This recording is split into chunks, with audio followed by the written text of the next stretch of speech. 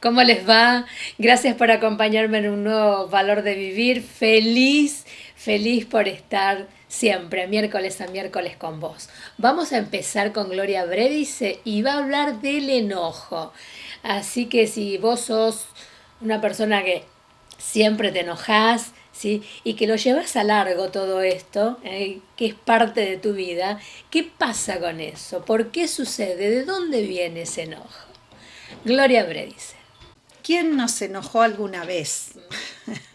El enojo es una emoción natural, viene de una manera natural, la compartimos con los mamíferos superiores cuando nuestra mascota así nos muestra el diente o le sacamos algo que no quiere. Entonces, hoy te voy a contar un poquito qué es lo que pasa cuando el enojo comienza a ser, en vez de una emoción natural en nuestra vida, se convierte en conflictiva y si continúa en destructiva. En sí mismo no tenemos por qué rechazar el enojo. ¿Está? El enojo viene cuando aparece una circunstancia en donde nosotros nos retraemos. En el enojo siempre hay un condimento que es el rechazo. Y el rechazo está bueno, porque es el que nos dice, bueno, esto está mal, esto no me gusta, acá hay algo que cambiar. Entonces vamos a llamarle a este enojo, el enojo que se puede quedar en el rechazo, o es un enojo que al darnos cuenta que llega, entonces nos da la opción de tener una energía extra para poder resolver, para poder afrontar y resolver la situación que me produce rechazo. Entonces, hay algo que pasa que me contraría, o algo que no me gusta, o algo que aparece, digamos, en una situación con una persona o con lo que fuera. Entonces yo al sentirlo digo, pucha, me enojé, tengo esta energía, me urge ir a resolver. ¿Cómo lo puedo hacer? ¿Qué ocurre? ¿Por qué el enojo se convierte en destructivo? Yo te voy a contar por qué. Primero, se convierte en destructivo porque sobre el rechazo nosotros empezamos a hacer juicios. Buscamos culpable, empezamos a pensar mal sobre algo o alguien. Nos dedicamos a enjuiciar en vez de quedarnos en el campo experiencial de aquello, digamos, que nos está ocurriendo, que necesitamos como ir a resolver. Esa es una. Y es un deporte, medio como que el carácter social argentino, el deporte nacional, nos enojamos todo con todo, enjuiciamos todo, echamos la culpa y nadie resuelve nada. El otro aspecto del enojo es que el enojo, justamente el rechazo y la retracción, nos genera una tensión extra, como una carga extra, que muchas personas no saben manejar, no tienen autodominio y no tienen autocontrol. No sé, pero si yo me doy cuenta de que esto que tengo, esta energía extra y demás es un enojo, creo que ya estamos pasando muchos siglos de civilización en la humanidad como para no ir a romperle la cabeza a alguien, sí, ¿no? Que se puede dialogar, se puede hablar, pero lamentablemente ese aprendizaje se hace cuando somos niños, si es que nos lo enseñan, si es que nos inician en cómo expresar nuestro enojo y entenderme con el otro. Si no, lo más probable es que esos niños que no fueron iniciados en esto, después no puedan controlarse a sí mismos. Y lo tercero es que el enojo en sí, cuando esa energía extra no es manejada, fácilmente se torna en destructivo. ¿Por qué? Porque si no es destructivo, en que yo echo la culpa y me la agarro con lo otro y descargo la tensión, no lo hago, entonces destructivo conmigo. Y a eso le llamamos una retroflexión o una implosión del enojo. Entonces estoy enojado, me lo callo, no lo digo y empiezo a enfermarme de acá, de acá, de acá. Y ahí van sucediendo que nos enfermamos y que surgen todas las enfermedades, como por ejemplo tumores, que son enojos reprimidos, por ejemplo, o digamos las glándulas que se afectan porque empieza a haber como una actividad química en negativo que es como un veneno que nos va quedando dentro. Entonces, en realidad el enojo no es ni bueno ni malo, viene a nuestra vida con una sabiduría. Si la aprendemos, entonces nos da la energía como para poder resolver. Y si no lo aprendemos, nos destruye. El valor de vivir. Hay algo que a mí me llamaba la atención, ¿no? Con Griselda, porque yo le decía, bueno, ¿cómo es la consulta?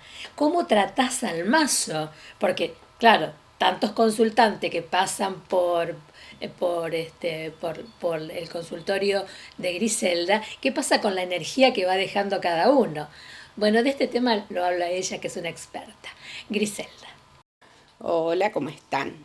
Bueno, como lo primero, lo que para mí, digamos, es importantísimo, es el mazo de cartas. Vamos a empezar por el mazo de cartas. El mazo de cartas es un instrumento que utilizamos para nuestro trabajo. Por lo tanto, el mazo tiene que ser tratado como tal, tiene que ser curado, como se dice, más o menos una vez a la semana. Cuando se atiende a un consultante, se cierra la sesión guardando las cartas dentro, de la caja o del lugar donde corresponde. Se cierra para que se cierren las energías. En el espacio donde estamos para la consulta tiene que haber algo de música, tiene que haber algo de aromas, la persona se tiene que sentir relajada. Otra cosa más sobre el mazo de cartas y el tema de las tiradas. La sesión de tarot es un trabajo como cualquier otro. Por lo tanto, a mí muchas veces me pasa que personas conocidas, relaciones, me decían, ay, tirame, haceme una tiradita de cartas. Yo digo, no, porque las cartas son algo sagrado, algo consagrado a mi trabajo. Generalmente digo no o no contesto, pero, por ejemplo, un arquitecto, si está en una reunión, yo no le voy a pedir al arquitecto que me diseñe, no sé, el patio de mi casa. Entonces, con el tarot es lo mismo, hay que ser muy cuidadoso y tratar a este oficio que nosotros tenemos, tratarlo con mucho cariño, con mucha dedicación, con mucho respeto. Cuando vienen los pacientes buscando bienestar, porque es lo que yo siempre digo, el paciente busca bienestar, se encuentra en un lugar de armonía donde la persona que se va a encargar en los minutos o en la hora siguiente de guiarte en este conflicto que vos estás atravesando, se entrega por completo. Mi conducta ante mi trabajo es, comienza la sesión, se abre la sesión y somos la consultante y yo nada más, hasta que las dudas se puedan disipar. Es un espacio donde la ética, el respeto, el amor hacia el consultante se pone en evidencia constantemente. Por eso, cuando visiten mi página de Facebook, que se llama Temisa Tarot, Temisa está formado por este código de ética que yo digo. La T es de técnica, la T es de ética, la E es de emoción, la M es de método, la I de intuición, la S de sensibilidad y la A de amor. Es muy importante el espacio donde estamos que sea armonioso, que transmita bienestar. Hasta luego. El valor de vivir. El tema que viene ahora de Roxy Taxone también es bueno, porque se habla del amor, el amor, los mandatos, ¿no? Y de qué manera había que manejarse en la vida con los mandatos, con las estructuras familiares. ¿Qué pasa con todo eso? ¿Cómo lo manejamos todavía? ¿Sí? ¿Qué herramientas tenemos, ¿sí?, para salir de toda esa estructura? Roxy Taxone. sí, son conflictos muy comunes que se presentan, porque el ser humano es como que busca estar en compañía. No, es O sea, busca siempre complementarse. En esta dualidad, si salimos del uno, ¿sí? Que es la creación, por decirlo de alguna manera, o Dios Padre o el Padre, el dos, que es la mujer, ¿sí? Tienen que estar los dos complementos unidos. Siempre se buscó esa unión. Es como que si uno no se une, está solo, se siente con una situación de que no se siente completo, no se siente que está haciendo lo satisfactorio para su vida. Entonces, y también la parte social, que dice que uno tiene que formar pareja o tiene que tener su familia y demás. O sea, hay mandatos, ¿sí? Que de alguna manera nos van indicando que el ser humano tiene que ir hacia ese lugar. Y en realidad no es siempre así, porque si uno está bien con uno mismo, no es necesario a veces estar con otra persona para estar bien. O sea, o buscar el bienestar a través del otro. O sea, si uno está bien con uno mismo, cuando viene el otro, son dos que están bien. claro. Esto de la media naranja, por ejemplo. No existe la media naranja. Porque lo que existe es la naranja entera y cada uno debe ser una naranja entera. Claro. Entonces, ¿qué pasa? Busca, ¿sí? Está en una incansable búsqueda de encontrar el complemento perfecto, o lo idealiza, y cuando encuentra, idealiza tanto a ese otro ser que no ve con total realidad lo que es ese ser. Ahora, no debe haber un problema de base ahí, a lo mejor alguna niñez no muy buena con sus padres. Y tiene que ver mucho, porque justamente es esto, o sea, el no sentir la aprobación, el no haber sido mirado cuando era pequeño. Tiene una raíz. Claro, entonces. claro, porque tiene que ver con una cuestión de que no se complementa, o sea, necesita la mirada del otro para sentirse. Y a lo mejor no se sintió querido, no que no le dieron amor, sino que no lo sintió, que es distinto. Porque es la percepción. Qué buena reflexión. Porque muchas veces vos siempre veía dos hermanas, ¿no? Que el padre había sido igual con las dos, pero una hablaba de un padre ausente y la otra hablaba de un padre presente. Claro. Y vos decís, ¿cómo vivieron dos personas bajo el mismo techo y lo vivieron distinto? Porque es la percepción que tuvieron de ese padre. Y cuando le llega el amor, ¿qué pasa? ¿Y en la balanza qué pones? ¿El conflicto ese que tuvo con el padre? Es que miedo. No, es que recrea justamente nuevamente el conflicto en ese ser que viene, porque no lo tiene resuelto, entonces vuelve un actor más al reparto para volver a poner en escena el conflicto y sanarlo.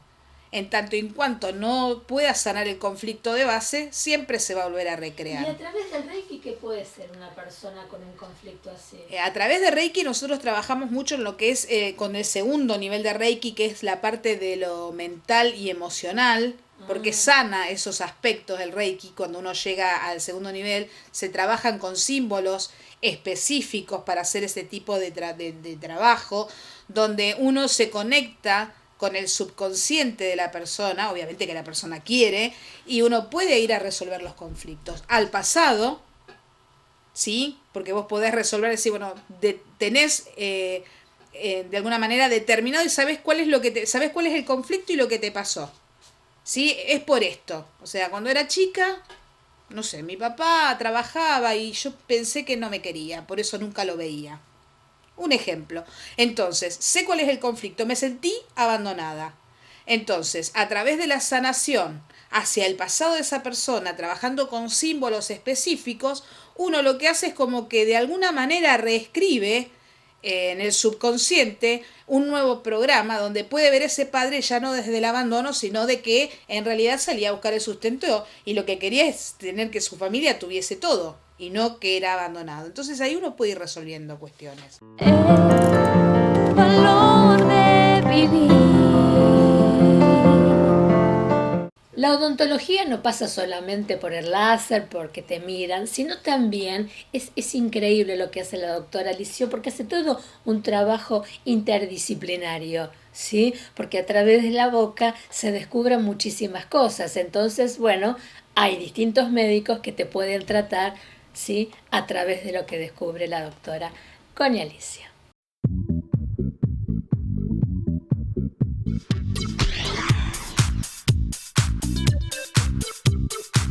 Buenas tardes.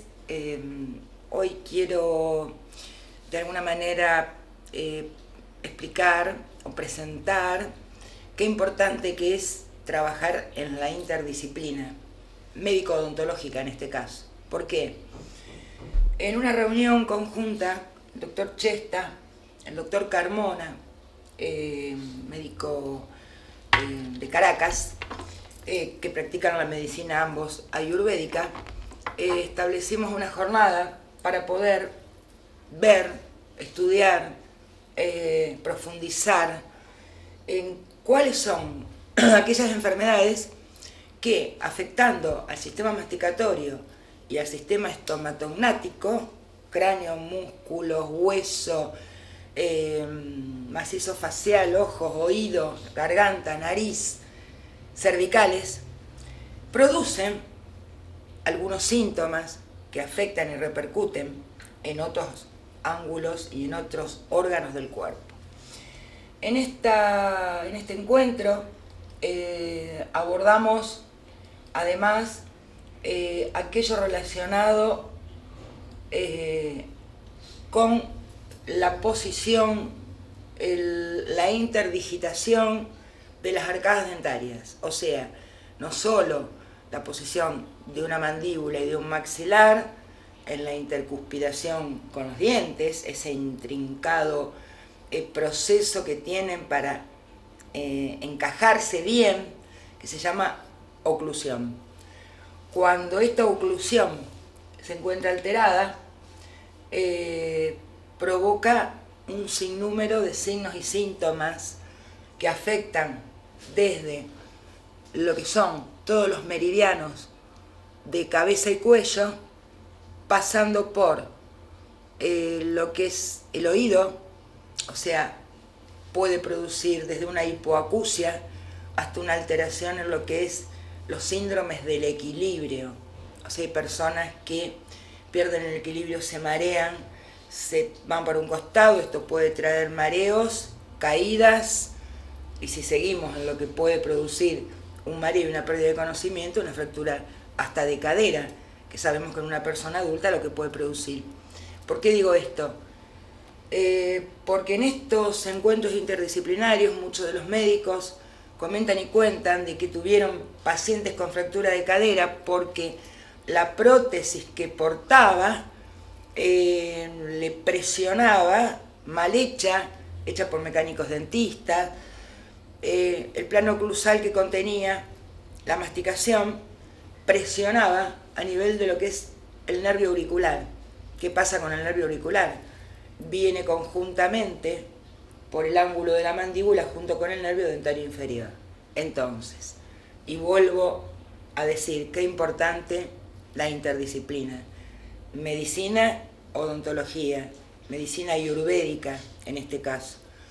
Porque simplemente con cambiar el ángulo de un maxilar se pueden modificar una gran cantidad de síntomas y signos, como, además de la pérdida de oído, dolores de cabeza, cefaleas, mialgias idiopáticas, se le llama en la medicina cuando no se sabe a qué responden. Pueden ser producidas por el continuo apretamiento y la contractura a nivel de cervicales, de los músculos, y estar dadas por, el paciente puede tener una malposición a nivel de la segunda vértebra, producto de esa oclusión alterada. Entonces, repasando la arcada dentaria, cada una de las posiciones de esos dientes están en relación a su vez con el resto de los órganos. Actualmente una nueva disciplina que es la odontología neurofocal.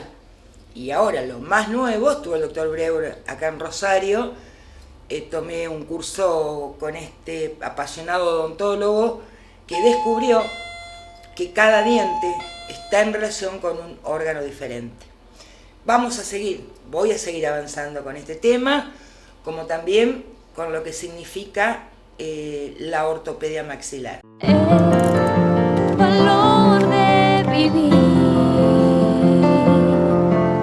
Si vos sos mujer empresaria, si tenés amigas empresarias en toda la provincia de Santa Fe, donde vos me estés mirando, bueno, no te pierdas esta oportunidad que realiza GEMA y está con nosotros la presidenta Delia Flores. Este es el Congreso Internacional de Mujeres que se hace ahora en octubre y ella te va a dar todos los detalles, ¿sí? Sobre este congreso que es magnífico, porque claro, tenés todas las mujeres, ¿sí? Donde ahí, bueno, tenés la oportunidad de conectarte, de conocer un poco más. Pero bueno, Delia Flores te lo cuenta.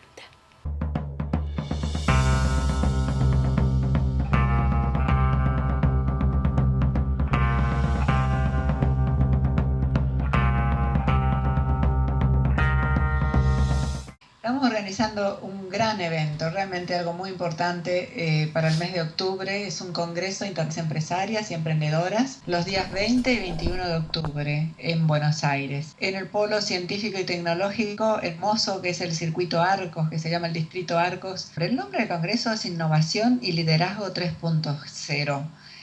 ¿Y cuál es el objetivo? Justamente eso, como vos decís, ayornar, capacitar, compartir experiencias, escuchar las experiencias de otras mujeres que ya vienen avanzado y también escuchar lo que pasa en el mundo a través de los testimonios de mujeres que nos vienen a visitar para este congreso. Vamos a tener panelistas destacadas, empresarias destacadas, y también vamos a tener speakers, o sea que va a ser algo muy completo durante 2 días. Y también, para tener una frutilla del postre, desfile de modas, que no va a ser en sí un gran desfile, un largo desfile, sino que va a ser un touch de moda y de estilo. Pero avanzamos muchísimo, hemos ocupado muchísimos espacios, estamos ocupando.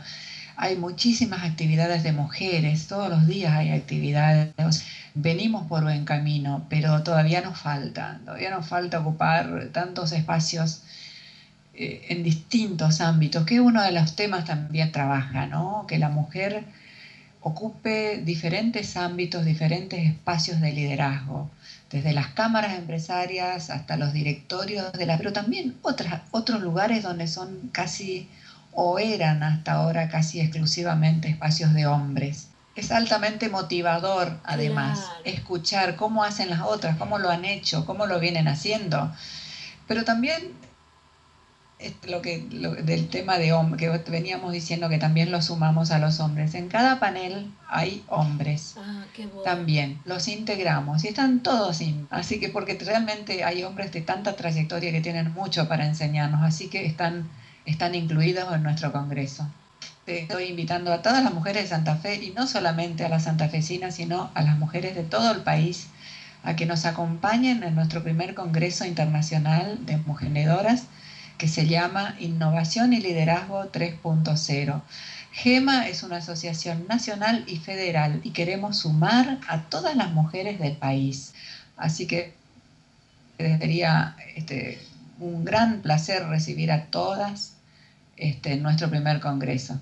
El valor de vivir.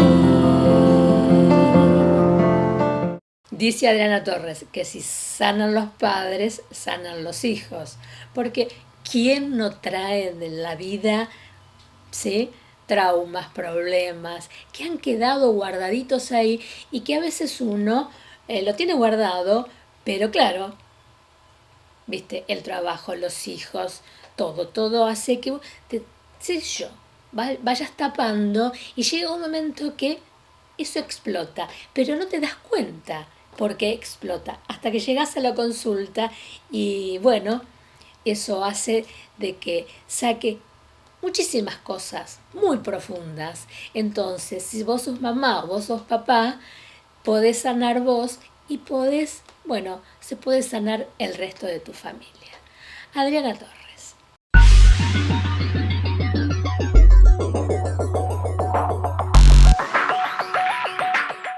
siempre digo que sanando una persona, sana una madre, sanan los hijos, sana un padre, sanan los hijos. Siempre en un grupo familiar hay cosas y conflictos y situaciones que las traemos heredadas de nuestros ancestros, de nuestros padres, de nuestros abuelos, venimos repitiendo historias, y siempre hay alguien en la familia, uno o varios, pero siempre hay uno que es el que dice, ¿por qué vienen pasando estas cosas en nuestra familia? Generalmente es la oveja negra que le dicen. Y a veces resulta ser la oveja negra de la familia. A veces es la persona que, pero siempre tenés que andar indagando y metiendo el dedo en la llaga, pero dejá que eso ya pasó, pero dejá a los muertos donde están, pero dejá... En realidad cuando trabajamos con memoria celular, nosotros no trabajamos con ningún difunto. ¿Sí? Nosotros no trabajamos con nadie que no está en este plano. Trabajamos con la persona en su aquí y ahora, y lo que hacemos es entrar a su banco de memoria, y cuando la persona entra con sus manitos a su banco de memoria, lo que va a encontrar es una situación traumática, una forma como tiene registrada y codificada una persona, y eso no es nada más ni nada menos que un holograma.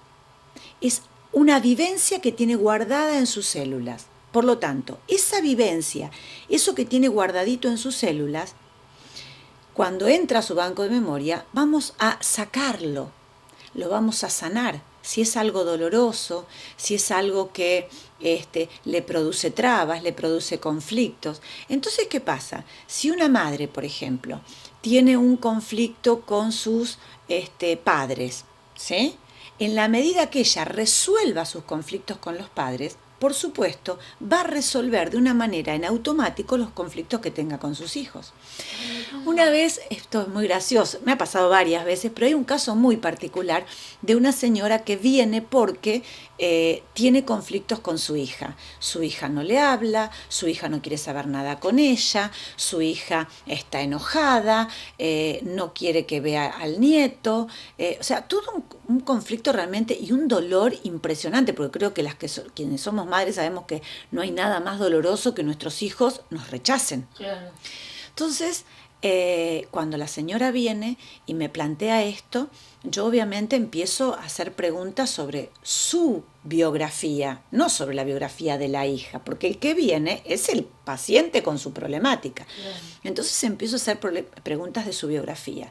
Obviamente cuando le pregunto de su madre me dice, mi mamá de un desastre, y entonces empieza a mostrarme, y a contarme el desastre que había sido su madre, cómo su madre la celaba con su papá, no la dejaba acercar a su padre, su madre permanentemente le decía cosas como, por ejemplo, yo no te tendría que haber tenido, porque para qué tuve una hija mujer, si al final, era una mujer que estaba totalmente mal, ella, y se lo trasladó sus problemas a su hija.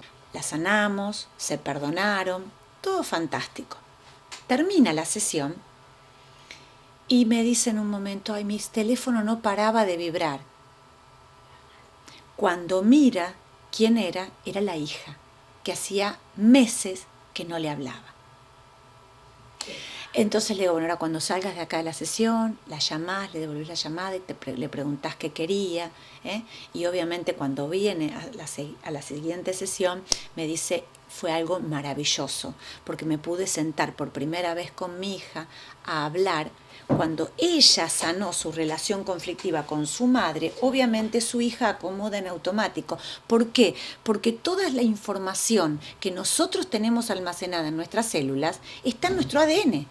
Por lo tanto, en nuestro ADN hay una parte que es la proteica, un 10%, pero el otro 90% es un almacén de información. Entonces, en ese almacén de información es el responsable también de la comunicación con nuestros hijos, con el entorno, con la gente.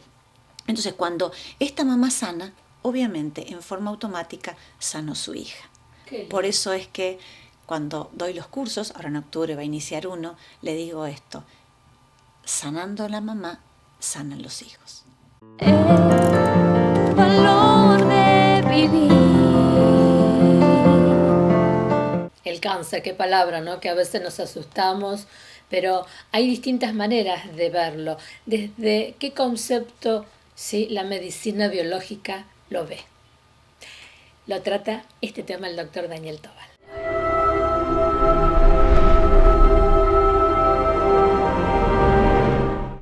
Yo voy a hablar del concepto biológico de cáncer. Claro. El concepto biológico del cáncer habla de que lisa y llanamente el cáncer no es una enfermedad.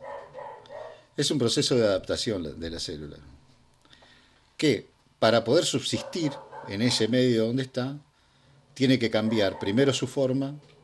De hecho, el cáncer se diagnostica por la forma de la célula. Miran al microscopio y dice, esta célula es neoplásica, es hiperplásica, es displásica, es anaplásica. Y después cambian su función. Y cuando cambia su función, es lo que creo que hemos hablado en otros micros, el tema del telómero. Que ahí esa célula pierde la capacidad de programar su muerte, que es la característica de la célula. Entonces, ¿y por qué digo que es un proceso de adaptación? Porque hay cosas que están totalmente demostradas. Por ejemplo, cualquier célula tumoral vive con un 40% de oxígeno, cosa que cualquier otra célula no lo podría hacer. Pero a eso le ha llevado en su proceso de adaptación ir bajando sus requerimientos de oxígeno hasta poder lograr subsistir en ese medio. Esto lleva a que haya un montón de muertes de células que no llegaron a transformarse en neoplásicas. Otro mecanismo de adaptación que tiene la célula es, todas las células tienen una membrana celular que tiene un potencial eléctrico. La célula neoplásica baja ese potencial eléctrico a la mitad o incluso menos de la mitad. Eso hace que haya diferencias con cualquier célula en el intercambio que hace con el medio, y eso lo hace para evitar de que entren la mayor cantidad de cargas tóxicas a esa célula y termine con esa especie de células. Y después hay un tema muy interesante, que es lo que se llama, en la literatura española habla mucho de esto, de cuál es el mecanismo por el cual la célula neoplásica entra en pánico. Entrar en pánico significa, para este tipo de cosas, es que la célula se reproduzca rápidamente. Y esos componentes están demostrados que tienen que ver con que la célula, desde el punto de vista vibracional, desde el punto de vista de niveles de oxígeno y desde el punto de vista de la membrana celular, se siente morir. Por lo tanto, replica muy rápidamente y trata de conservar la especie, porque en definitiva se termina transformando en una célula distinta. Por lo tanto, en su inconsciente celular se crea una nueva especie de célula en el cuerpo. Entonces, en definitiva, estamos viendo y estamos tratando una célula que es distinta porque se tuvo que adaptar. Y ahí viene el tema tan importante en el tratamiento, que está buenísimo matarlo. Después, en otro momento podemos hablar. Si yo estoy de acuerdo, yo personalmente como médico de acuerdo o no de acuerdo con las terapias alopáticas con respecto al cáncer, pero es un tema aparte. Sí. Pero yo creo que está bueno, está bien, o sea, se puede considerar o no, pero hoy tenemos esas técnicas y hay que respetarlas. Pero si no le modificás el terreno, ahí se complica la cosa. ¿Por qué? Como decía Einstein, o sea, no hagas todos los días lo mismo y esperes resultados diferentes. Claro. Eso le llamaba loco. Bueno, acá pasa lo mismo. Si yo tengo una célula que se transforma en el tiempo, y va pasando el tiempo y se transforma en una célula neoplásica, y yo no le modifico las condiciones, voy a tener algo que la literatura donde estudiamos oncología habla de metástasis, y que desde el punto biológico no lo interpreta así. Para nosotros no es una metástasis del primero. Es simplemente que se repitieron en otro lugar las mismas condiciones que llevaron a que se produjera el cáncer inicial. Entonces, eso hace a que haya una interpretación distinta de la enfermedad, que haya un tratamiento distinto, porque nosotros apuntamos al terreno y no a la célula. Por lo tanto, si los médicos fuéramos lo suficientemente inteligentes, y me hago mea culpa, de cotejar las dos cosas, los resultados serían mucho mejores para la gente, sobre todo hacia adelante. El valor de vivir. La ira es algo tan feo, tan malo, ¿no? Y yo le preguntaba a María Esther Pedroni, desde este centro que ella tiene, que me imagino que habrán pasado tanta gente con este problema, pero ¿cuál es la raíz de esto? de este problema? ¿Por qué la persona siempre está así, ¿no? ¿Qué le pasa con esa ira? ¿Por dónde pasa eso? ¿De dónde viene? ¿Cuál es la raíz? Y ella te lo explica. La verdad que te da un conocimiento maravilloso, porque a veces parece que es el carácter de uno, pero todo tiene una raíz, ¿sí? Y desde esa raíz hay que cortarla para estar mejor.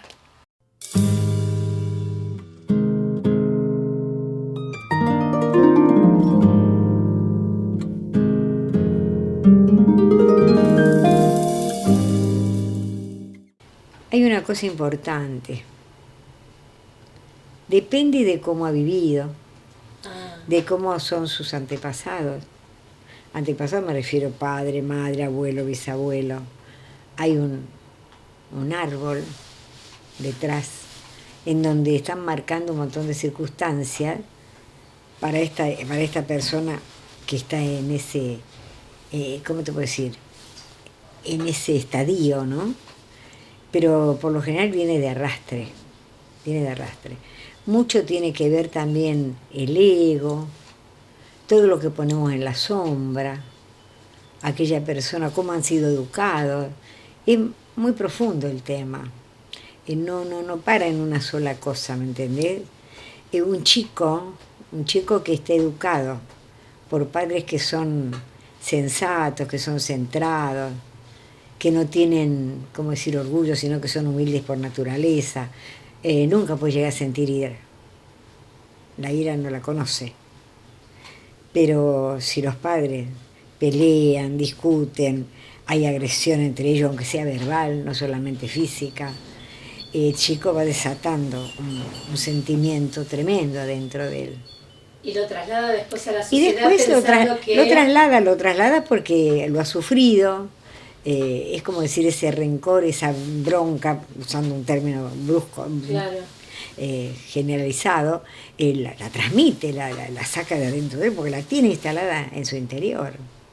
Es muy profundo el tema, pero hay que ver cómo han sido sus antepasados. ¿Le ha tocado casos así en el centro Kennedy? Sí, nosotros no tenemos problema en trabajar todo eso porque trabajamos también con las flores de Bach, que se hacen los tratamientos conjuntos. Entonces, si tratamos con Reiki, con toda la parte psicológica también de Reiki, tratamos con el aporte de la energía que se transmite a la persona, y detrás de eso ponemos las flores, y el tratamiento es espléndido, los resultados son óptimos. Usted me dijo recién la parte psicológica del Reiki o la Sí. parte psicológica de la persona que tiene ira. No, la parte psicológica es Reiki. Porque Reiki no es solamente por las manos. ¿Y qué es? A ver, No sabía eso. ¿por qué razón nosotros estudiamos 8 años? Porque la parte psicológica entra también allí. Ah, mira usted. Una persona que entra en consultorio, ¿cómo entra? ¿Cómo mira? ¿Cómo se siente? ¿Qué hace con sus manos? Si va de la mirada. Hay un montón de cosas que te están marcando el problema de la persona. Pero todo eso hay que saberlo. Por eso Reiki no es solamente por las manos, es mucho más profundo. Hay que ser muy observador. Fíjate que una de las cosas que le enseñamos a los alumnos cuando empiezan a estudiar es que tenemos 2 ojos para observar, 2 oídos para escuchar y una boca para hablar. Y cuando uno está atendiendo a la persona, tiene que olvidarse del mundo. No puedo estar con la persona y estar pensando todo lo que tengo que hacer. Me olvido de mi vida y me pongo ahí, atenta a la persona. Y todas las cosas que la persona hace, dice o habla, tienen que marcarme a mí una situación de la persona. Pero tengo que estar atenta a eso. Tengo que realmente estar en ese momento dedicada a escuchar, a interpretar. Pero vamos a ver qué podemos encontrar para ir sanando, para ir limando estas asperezas. Es cuestión de cómo vos llevas a la persona. Si vos a la persona cuando te dice eso la enfrentás diciéndole, pero no, hay que cuidado. Hay que ir llevándolo por un camino suave para que solito vaya entrando, ¿me entendés? Claro. Y cuando se produce esa conversación, que tiene que ser siempre amable, hecha con amor, no con agresión, la persona solita va hablando para atrás, y va diciendo cosas que ni él piensa decirlo, o ni ella piensa decirlo. Y si vos estás atenta a lo que dice, y vas haciéndole, como decir, fijándose, ¿viste lo que dijiste? Presta atención, mira, vos me tenés a decir tal cosa. ¿No te marca nada eso? Entonces solito lo llevas por un terreno suave, no árido, para que vaya interpretando sus mismas palabras. Es un estudio, es una profesión. A ver, Reiki es una profesión. Reiki no es poner las manos y adiós, no. Si vamos a ser buenos terapeutas, tenemos que tener pasta para hacerlo. Tenemos que haber estudiado y habernos preparado. No en vano estudiamos 8 años, no es una carrera universitaria. El valor de vivir. Bueno, ahora viene un amigo que yo lo quiero, ya te lo presenté, ¿sí? Está con nosotros con su columna, que es importante escucharlo, es importante escucharlo. Yo le decía, el sindicalista se hace, nace, ¿sí? Porque la verdad, si bien el sindicalismo siempre estuvo muy cuestionado, pero yo siempre te digo lo mismo, es una fuente de contención para los trabajadores, pero también qué capacidad tiene que tener el sindicalista para escuchar a sus trabajadores, para educarlos, ¿no? Imagínate vos cuando tenés tanta gente a tu cargo como sindicalista, es una responsabilidad muy grande, ¿sí? Bueno, de este tema habla Oscar Barrionuevo, Todas las voces todas. Todas las voces todas, todas las manos todas, toda la sangre puede. Se nace y hace. Es imposible sacar un sindicalista si el tipo no nació para ser sindicalista. Es decir, tanto el hombre como la mujer, es imprescindible que realmente haya nacido para eso y quiera hacer eso. Y realmente el tipo no es el que se lo pierde, no sabe lo que se pierde, porque no hay nada más lindo que sentir el calor del casi agradecimiento que tienen los compañeros permanentemente para con uno, ¿no? Que defiende sus derechos, sus intereses, y eso es impagable. Mira, yo lo que le aconsejo a los compañeros que están, a los nuevos cuadros dirigentes, que en el sindicalismo primero hay que comprender al que trabaja. Y segundo, no enojarse ni discutir jamás. Hay que lograr que exterioricen lo que sienten y después tratar de corregir su andar y lograr sus aspiraciones. Eso hace a un sindicalista que realmente debe ser útil a los que representa. Y luego, sí, cuando el hombre le pica el bichito de la defensa de sus pares, es muy lindo adoctrinarlos como sindicalistas y en mi caso como peronistas. Claro. Y bueno, nuestra escuela de capacitación sindical está abierta todo el año y no es solamente para ser un político o un sindicalista. Está abierta para que aprendan sus oficios, y son muchos los oficios del sistema de agua potable y cloacas, y bueno, todo eso se le enseña allí, y en los cursos se hacen cursos incluso de idiomas también, porque hoy por hoy el trabajador tiene que conocer, si es posible, el mundo completo. Y yo les pido siempre que viajen, que conozcan, que vean que existen países hermanos, que estamos iguales o peores que algunos de ellos, y algunos también padecen muchísimo. Y el poder de los Estados Unidos y de los países que han sido siempre, por ejemplo, el gran enemigo de los Estados Unidos siempre fue el general Perón. Claro. Pero no solamente él hablaba de la sinarquía internacional. Y claro, pues bueno, junto a eso lo tenía Winston Churchill, una serie de hombres que si había un enemigo común en el mundo era Juan Domingo Perón. Es decir, ello fue la espina que hizo muchísimo daño al poder ese que intentó siempre estirar el ciclo de la esclavitud hacia Latinoamérica. Por eso aquello de Latinoamérica ahora o nunca.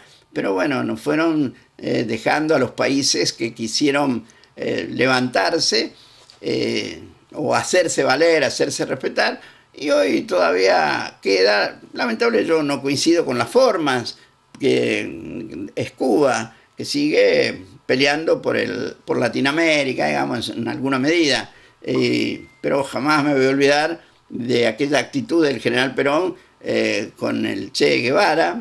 Y el Che Guevara ha muerto él, pero van a salir 1000 Che Guevara, si esto sigue. Porque eso emula la juventud que tiene la obligación de hacerlo. Es decir, las cosas hay que verlas como son. Yo creo que, no sé si yo estaré equivocado, pero yo estoy con ellos. Como estoy con Fidel Castro, como estoy con toda esa gente que ha liberado su país. Che Guevara fue mandado a las Olimpiadas en Guatemala por Perón. Claro, sí, fue fotógrafo de Perón, lo mandó por prensa argentina y fue el Che a cubrir los Juegos Latinoamericanos. Sí, y allí empezó su periplo después, bueno, que culminara lamentablemente en Bolivia, ¿no? Pero bueno, su lucha fue mucha, como la fue de otro hombre sacrificado por el poder del dinero, como fue el padre Mujica, ¿no? Bueno, la principal finalidad es aglutinarse en el movimiento que expresa al pueblo argentino, al pueblo trabajador fundamentalmente, que es el movimiento peronista, para trabajar desde abajo, es decir, desde el pueblo, en la remodelación de las villas para constituirlas en barrios obreros y para que el pueblo trabajador villero se constituya en protagonista del quehacer nacional a partir del 25 de mayo. Y bueno, esos fueron hechos atroces que nos dañaron muchísimos, aquello que luchamos toda una vida para hacer sobresalir a los latinoamericanos, a los pueblos hermanos que sufren el rigor del poder del dólar, y realmente lo sufren muy mucho, y a veces el padecimiento de los chicos, que es lo que más duele, y el acostumbrarse a vivir sometidos. El valor de vivir. Gracias, Oscar, gracias por estar. Y ahora vamos a ver este médico ayurvédico que es el doctor Carlos Chesta. ¿Qué es la acupuntura ayurvédica? ¿Cuál es la diferencia entre la acupuntura tradicional y la que propone él? El doctor Chesta.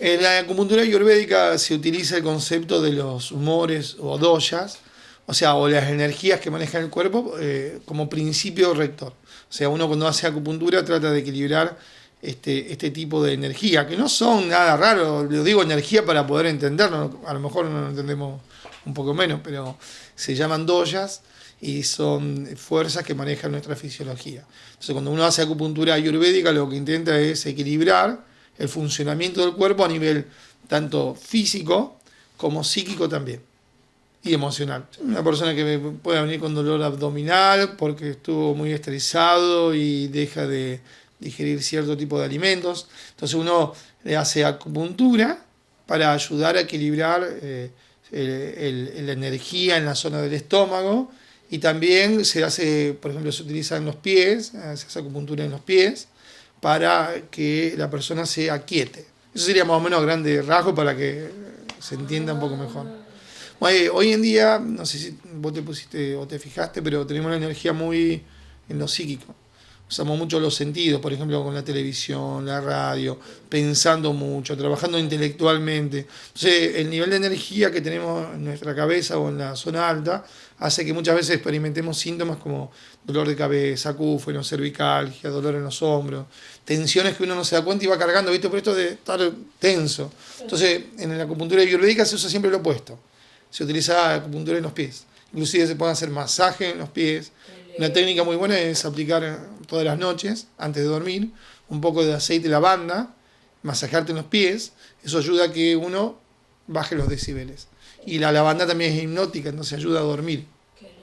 Esos son principios que se usan en la acupuntura ayurvédica. O sea, usa lo opuesto para equilibrar donde hay tensión. Generalmente hay personas que se entienden pocas veces, 2, 3 veces, otras que vienen periódicamente porque la acupuntura le hace bien, porque como ayuda es como una especie de terapia equilibrante, de equilibrio. Entonces la persona se siente como que se reacomoda. Entonces vienen una vez por mes, cada 2 meses.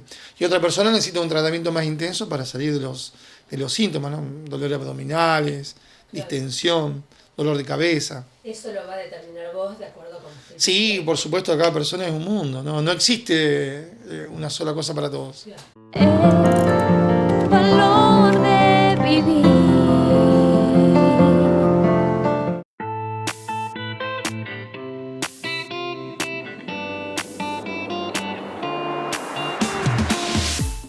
¿Qué es la fibromialgia? Es una enfermedad crónica que cursa con dolor en el músculo esquelético. Es generalizado y tiene una sensibilidad, una hiperalgesia se llama, o alodinia, una sensibilidad extraordinaria, un umbral de dolor muy bajo la gente que lo padece. Fibromialgia, fibro quiere decir tendones, fibra. Miomúsculo y algia, dolor muscular. Es un tipo de reumatismo que no solo ataca lo que dice la gente, las coyunturas, las articulaciones, sino que también ataca la parte muscular, la parte de la carne. Si interviene en el sueño, me preguntaron. Claro. Sí, porque se ha visto que, como hablábamos antes del polisomnograma, se ha visto que aparecen ondas alfa, que son cuando estamos en 10 ciclos segundos, en las delta, que serían las de menor ciclaje. Es decir, de que no es un sueño bien reparador, sino que hay ondas más activas dentro de las que tendrían que ser más pasivas, más suaves, de menor frecuencia. Entre el 4 y el 5% de la población lo sufre. 10 mujeres por cada hombre, más o menos. Yo hago el tratamiento de acupuntura tocando lo que yo le llamo las 2 bisagras. Tenemos una bisagra superior, que es la que nos permite el movimiento de la cabeza, y otra inferior que nos permite el movimiento del costado. Tratando esta zona, sobre todo me gustan las agujitas, estas que son agujitas permanentes, ¿no es cierto? Son de 1 milímetro, 1,5 milímetros, que quedan puestas, ¿no es cierto? Entonces, se ponen, por ejemplo, en esta zona, o acá entre cuarta y quinta lumbar, y esto comandaría todo el miembro inferior, y las de acá del cuello comandarían toda la parte del miembro superior. Me da buen resultado, por lo menos ahí empezamos, y después están los puntos sensibles,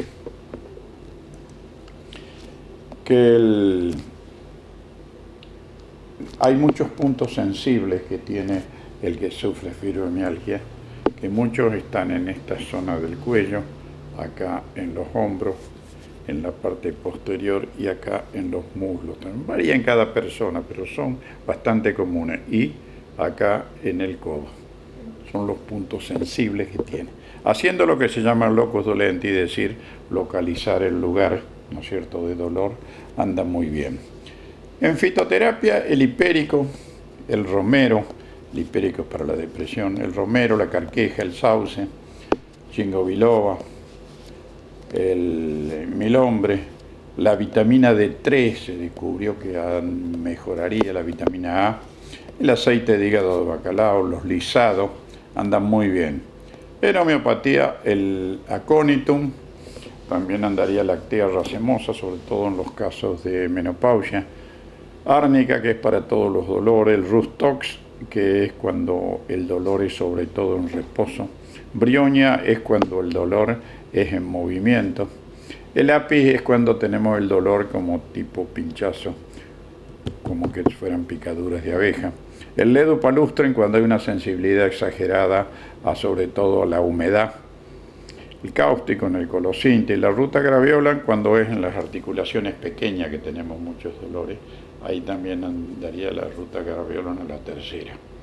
Las flores de Bach, la grimoni, que tenemos esa coraza, Beach, cuando hay una cierta soberbia, desprecio por la Centauri, es cuando una persona se siente como un felpudo.